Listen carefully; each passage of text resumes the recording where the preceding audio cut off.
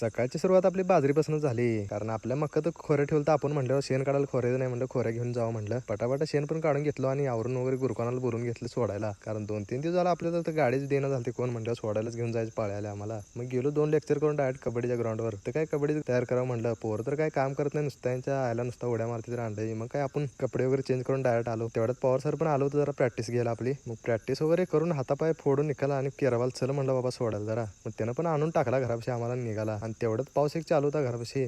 जरा जरा पडतोय का म्हणलं आणि मागणं पाक पाणी पाणी करून सोडलं. पडू दे म्हणलं, बाजरी इकडे वळाली आमची. तेवढ्यात भासाय कालता पावसात भिजतच आपला. मग तिथनं आणि जरा आलो मुगेच्या रानात, कारण जनावर जरा मुगे उपसून टाकावं म्हणलं. आणि इथं काय राड झालते निकाल पाक. मग तेवढ्यात आपण काय सुट्टी त्यानं उपसून घेतलं होतं पाक आणि झोपून उठलो डायरेक्ट बनलो झालो. नाद करते काय म्हणलं आता. घेतलं डोक्यावर आणि बाजरीतनं निघालो आपण घराकडे. टाकून घेतलो त्यांना जरा कपडे, असं चप्पल वगैरे लय घाण झालतं म्हणलं, जरा टाकीकडे जाऊन धुवं म्हणलं. धुवून वगैरे गावात जावं म्हणलं, गुरकाना पण आलता आवरून आपला. मग काय कापडं वगैरे घालून जरा जावं म्हणलं. आणि जातो तर यांचा काय गड्यांचं काय फोटो काढायचं नियोजन चालू होतं. मग इकडे काय बी आला गडी, हात केला जरा. मग त्यांना बाय बाय करून आपण निघालो तिघजण गावाच्या दिशेनं. जाळ्यात तर थोडं काम करून आणि आपण लवंगीकडे निघालो, कारण छोटूचा काय बाजार होता वाटतं. गेलो गावात घेतला त्याने बाजार करायला आलती. आणि गाडी तर एवढे व्हा करत चालली त्या, इथं तर लय डेंजर ऍक्सिडेंट व्हायला ते. मग बाजार घेऊन निघालो. ब्लॉग आवडलं असेल लाईक आणि फॉलो तेवढं करून घ्या मित्रांनो. असंच नवीन ब्लॉग मध्ये भेटूया.